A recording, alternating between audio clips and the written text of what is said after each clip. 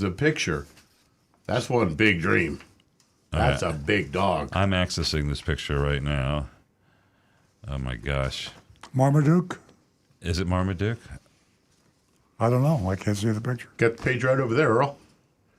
There he is. Oh, yeah. Yep, right. Can't tell his size, although he's got a big head. Yeah, you can tell by the proportions right there. Yeah. Back up. Huh?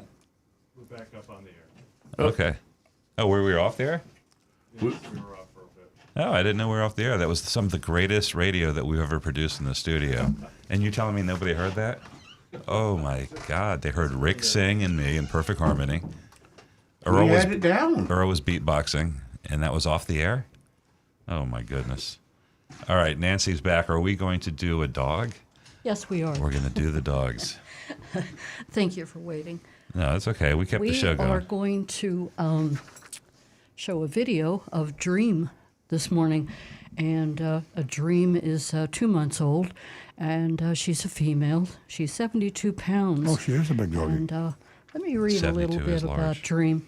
Dream's story is a poignant reminder of the resilience of the canine spirit. Hailing from Tennessee, the sweet girl endured the heartbreak of abandonment by her previous owners, leaving her in a state of confusion and sadness. Let's take a look at the video, Jonathan. And, before we go to the video, let me remind everyone that we do pay the adoption fee. And it Makes a big difference. the fee could be anywhere from $200 to $100, and it just depends on how long the dogs have been at the ranch. Okay, let's take a look at the video. Hi, this is Dream. Dream has been with us for over 450 days. Dream's a real sweetheart. She loves going on walks. She probably would get along with older children, and only because of her size. She's a big girl. She is very lovable. She right now knows the basic command sit, but we just started working on that, so she's probably very easily trainable. She is very treat motivated, and this girl deserves a home. She's been here, like I said, for over 450 days, and she would make a great addition to any family. She does have some storm anxiety, so somebody that would be home with her would be best. She does seem to get along with other dogs, and she just wants to find a couch of her own. As we just discovered, she really likes couches and wanted to make herself at home. She rocks that Santa Claus outfit. Please think about coming in to meet with her. We are open 7 days a week from 10 to 5, and this girl would love nothing more than a family of her own for the holidays. Hope to meet you. So does she. Well, that was Sue. Thank you, Sue, from Big Dog Ranch Rescue. That makes me so sad. The idea, I can't even conceive of like someone abandoning their dog, and then the effect it has on her, because she's, obviously got some anxiety. We're watching the video. You guys listening who can't see the video, it's a pretty big dog. It's like a mix. I don't know what's in that thing. 75 pounds. 75 pounds, and She's but only real 72 sweet. pounds. 72 That's pounds. very important for a female, whether Yeah. she's 75 I'm or sorry. 72. I said she's 69 pounds.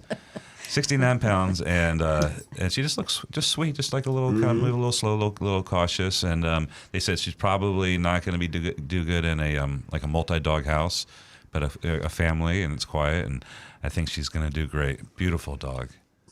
Absolutely. And she'll do real well in a home environment and a big backyard. So you can go to BigDogRanchRescue.org. You can take a look at Dream and so many other animals that they have up for adoption, including cats. So go to bigdogranchrescue.org. We are going to go to our... And before we go to that, I just want to say one thing about Big Dog Ranch Rescue. We're talking about Dream here and the dogs being abandoned and found by the side of the road and other terrible situations. One great thing about Big Dog Ranch Rescue is they do have an adoption fee. Part of that is to, of course, support and provide for Big Dog Ranch to grow larger and be able to save more dogs. But part of that is also to show responsibility on part of the foster parents or the permanent parents that adopt the dogs. And you actually are screened if you adopt a dog at Big Dog Ranch Rescue. They check to see who you are, where you are, and they try to get an idea whether you will take care of the dog and not leave the dog out on the street because you got tired of it. Yeah. Oftentimes people will go into a rescue place, a public rescue place, pick up a dog, and a month later, 2 months later, they decide they don't want the dog, so they leave the dog by the side of the road. Big Dog Ranch Rescue prevents that by, if you're not a serious adopting parent, don't go to Big Dog Ranch Rescue because they want to be sure that this is a proper home. Rick? I remember signing an affidavit there that if it didn't work out with Harley Quinn, I would not take her anywhere else. They want him back. But only back to Big Dog. They're very serious about it, because and it is a serious thing. Especially, I'm not taking shots at younger people, but younger people often don't know what's involved when they get into pet ownership or pet parenthood, and they get the dog and it's too much. And and some places that you go, my mother-in-law went to the animal care and control, and they tried to give her a dog that was just super hyper and insane for an elderly lady. Right, that's and it's set up for disaster. You got to match the dog to the person properly sometimes. Yeah, absolutely. So Big Dog Ranch, they're pretty serious out there, very serious. They're going to do a background check and so many other things to ensure that the dog that you're interested in adopting gets a good home. And as I often mention every week, it is a no-kill shelter, the only one in the United States. We are going to go to our mystery shopping report, and our mystery shopping report is from Central Ford in Stewart, and as usual, Agent Lightning. Didn't it used to be Advantage? Yeah, I didn't know who Essential Ford was, but apparently recently changed hands. It was Advantage Ford for many years. Yeah, thank you, Agent Lightning. You did another great job. Mm-hmm. Okay, I'm speaking in the first person as I read Stu's report. He took the information from Agent Lightning and put it into this format, which is particularly good. And I'll speak as if I were Agent Lightning. I arrived late afternoon, made it all the way into the showroom before a salesman greeted me. He seemed to be in a bit of a hurry and asked, "Have you been helped yet?" I replied, "No." He asked me to follow him over to his desk, and he'd be with me in just a moment. As promised, he returned less than 2 minutes later and asked, what are you looking to do today? I said I was looking online, trying to see what vehicles I have the best deals and incentives, and was hoping to surprise my son with a new vehicle for Christmas. He introduced himself as Scott, mentioned that he just leased a new Explorer for himself because of the deals they had. I asked, are the finance deals just as good? Because I'm not interested in leasing. He confirmed they are. In my opinion, the Explorer deals are the best right now. Scott suggested we go outside, look at the different models to see which one I like the best. After going over all of them, I decided on a new 2023 Explorer XLT in red. And of course, that's a one-year-old car, and remember that, folks. Time flies. In a week, it's going to be... We're in calendar year 223 now, but the 223 Explorer was right out. now it's 0 years old. In 1 week, it'll be a year. The MSRP was $44,280, which would indicate that it was on the window, which is unusual. There was no addendum. That's good news that I could see. I casually searched for the same vehicle on Essential Ford's website and saw they were offering it for sale for $41,488. That sure sounds good, doesn't it? The salesman offered for me to take it on a spin, so we went on a short test drive. When we returned, I let him know I was very interested in seeing his special pricing, which he mentioned earlier. So we went back inside. Scott gathered some information and headed off to speak with the sales manager. The games began, the back and forth, the way of buying a car we've been doing for 100 years now. A few minutes later, he returned with a sales worksheet. His top line, market value selling price, was MSRP $44,280. He added etch for $199. That's the glass etch they put on there too as a theft deterrent. Resistol for $399. That sounds like a paint protection. $1,595 for an essential package. Only God knows what that is. It was essential. And an $899 doc fee. These are all junk fees, folks. The real price, maybe, was $47,372, $3,092 over MSRP. I frowned and said, I thought you said you had some great deals going on. He not only said he did, but he also said he just bought one because of the great deals himself. So does he speak with fork and tongue? I don't know. Maybe. Or maybe he just paid too much. Car dealers do hose their employees also. I mean, it's not unusual for car salespeople to have to pay the junk fees along with everybody else. He replied, said, I'd love to earn your business today. I'll go talk to my sales manager again. So round 2 of the games. I expressed my concern. Well, I thought we'd be much better off with the price. This is MSRP plus. So she thought she was going to get, I thought I was going to get the MSRP, but it's going to be plus, plus, plus. What happened to your online pricing? I pulled it up on my phone, showed him the essential pricing. I also pointed out it's a 2023, and as a customer, I'd expect some sort of discount. As I said earlier, this is a year-old car. He excused himself and went to speak with Jason, the manager, and he returned with a new sheet. Okay. Got a lot of sheets back there, folks. As long as you can last, they got sheets. You want to play the game, you can be there all day. And some people do. This one started off with a $2,792 discount from an MSRP, but all the add-ons were still there. This proposal netted out a real price of $44,980, which was still $700 over MSRP. Well, that was a pretty good drop, though. I said, well, this is a better price than the first one. I still don't think it's going to work. There are too many additional fees for things I don't even want or need. He assured me this is the best price they can do in order for him to get paid. The dealership to get paid, fill up with gas, and have the car detailed. I mean, that's ludicrous. He said, even I had to pay the add-ons and crap, he said, as well. Wow, he acknowledged it was crap. So, That's good. As I say that, I think about the FTC ruling in July, and that is certainly the promised land. Everything that just happened here would be illegal by the Federal Trade Commission Act, which is going into effect in July of 2024. So remember that, folks, when you're talking to your representatives in Congress.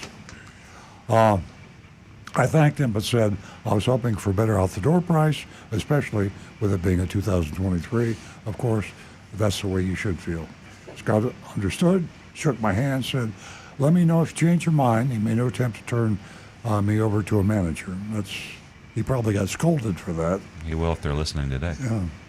I couldn't resist asking about the almost 2019 Ford GT. I don't know why it says almost. That had been a typo. About the 2019 Ford GT. That's a real hot rod looking car. And they're asking, Yes. I thought this was a misprint, but I guess not, $1,099,988. Interesting amount. Well, they still use the 988 like they do with their regular pricing. This must be like a collector or something. I don't know. I don't know. If you look online, there's several of them listed online right now For that much? about that price. A million. Really? They're But listen yeah, to what they're he's, they're a this- supercar.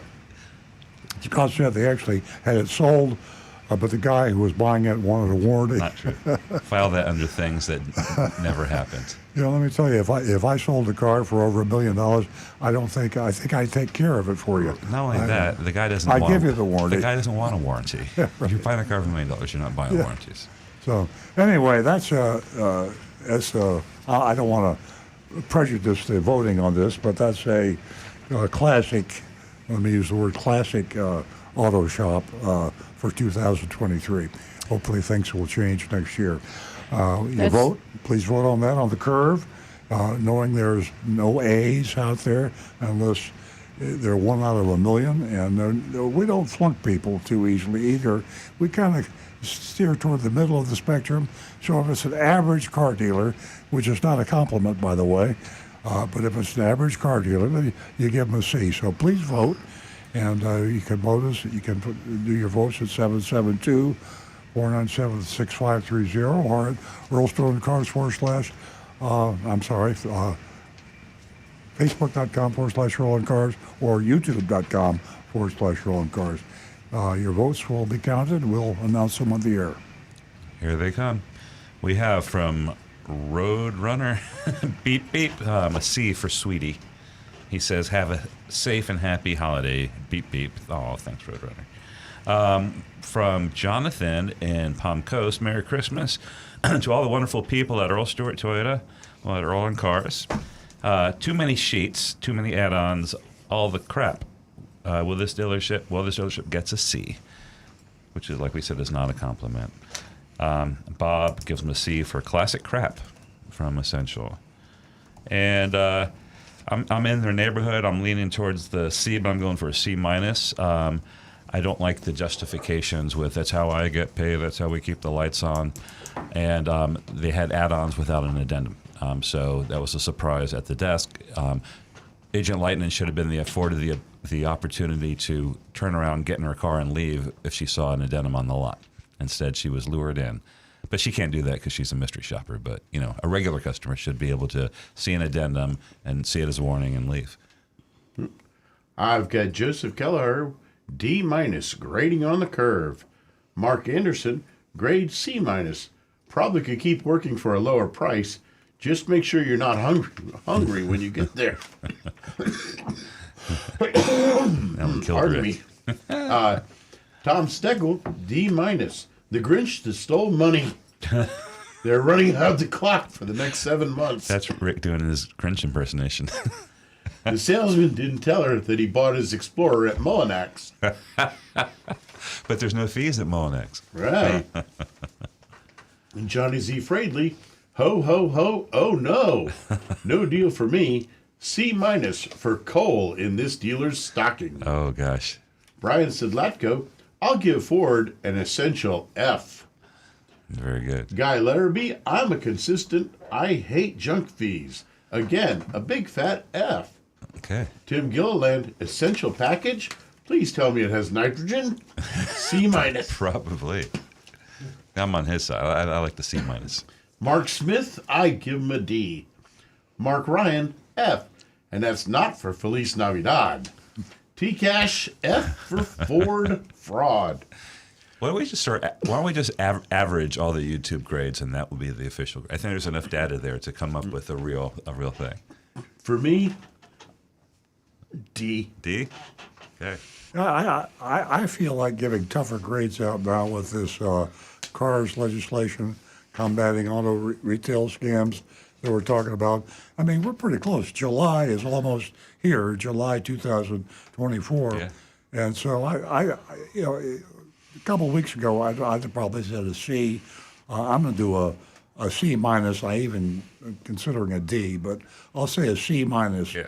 Would be my score.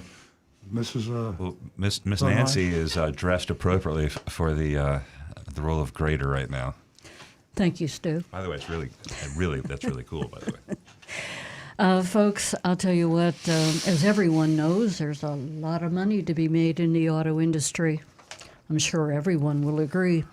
But the junk fees, all the fees. I'm a little surprised there's not a nitrogen fee thrown in here. But what was more disgusting is the fact that, quote unquote, even I had to pay for the add-ons and crap as well. And for that, they deserve an F. That's very true, because we, at our dealership, we sell cars to other salespeople from other dealerships because the other dealerships charge their own employees, salespeople, junk fees. So they buy a car from us because we will give them the car at our, out the door price without the junk fees. Well, he could have been lying about that. Huh? He could have been lying about it. Yeah, it could be. They yeah. might have a great employee deal. Absolutely.